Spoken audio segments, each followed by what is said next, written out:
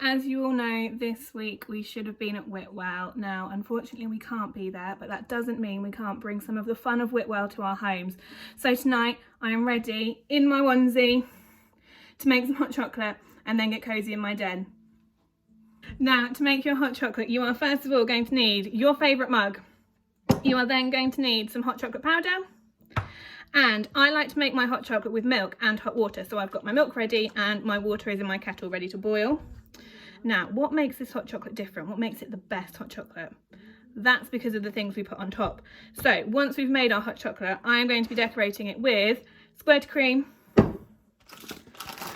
mini marshmallows, and a flake.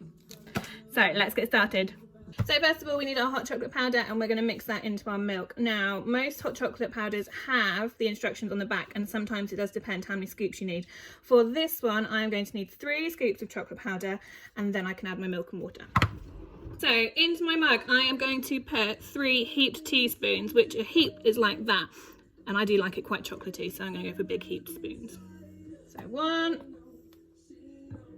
2, 3 into my mug.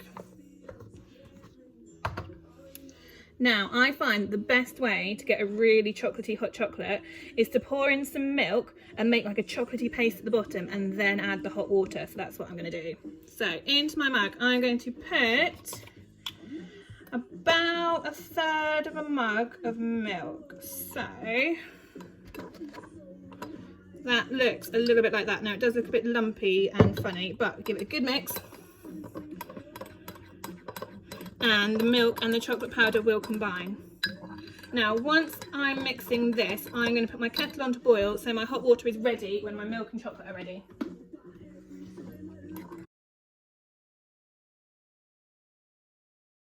So my chocolate and milk have been mixed together and they look good. My kettle has boiled, so I'm going to pour in some water and then give it another good stir.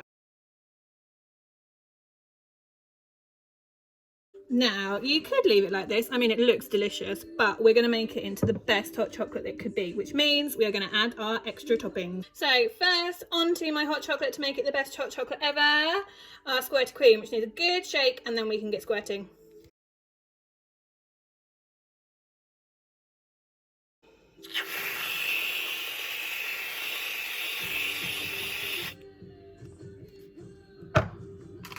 Okay, next up onto the hot chocolate, we are going to have our marshmallows. And we're just going to sprinkle these on.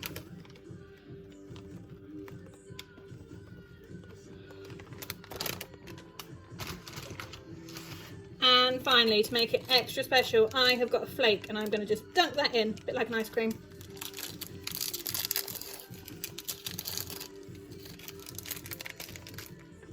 We have half over there and half there. So there we have it, hot chocolate with cream, marshmallows and a flake. We might not be at Whitwell, but that doesn't mean we can't have some amazing hot chocolates. So as I'm missing camping with you all, I've made myself a den and I'm going to go and take my hot chocolate off and I'm going to have it in my den. Have a lovely time at home doing all of your at-home Whitwell activities. If you make a hot chocolate, send us a picture on Seesaw and let us know what you've been up to make Whitwell at home. Cheers!